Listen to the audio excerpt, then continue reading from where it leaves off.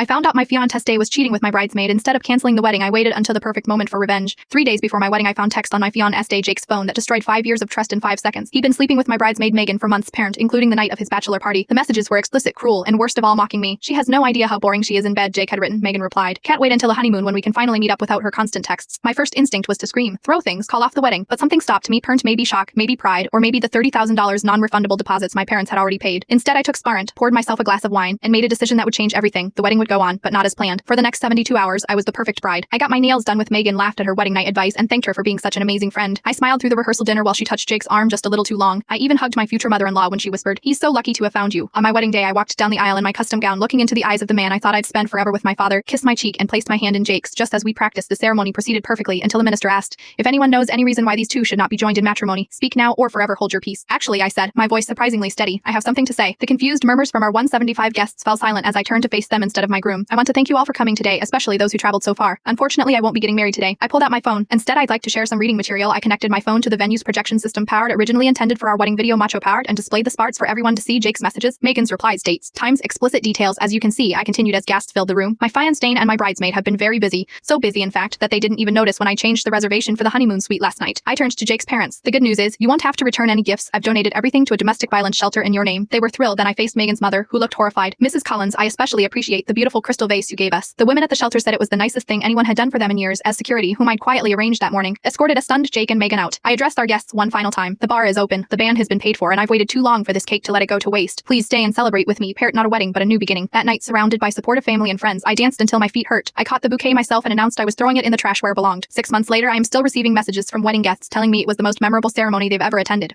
Jake has called hundreds of times, but I've never answered. Yesterday, I received an invitation to Megan's wedding. To someone else, thankfully, I sent a gift. A beautiful crystal vase, identical to the one her mother gave me. Inside was a note that simply read, "I hope he's faithful. I hope you are not." Sometimes the best revenge isn't canceling the show, parent. It's changing the ending.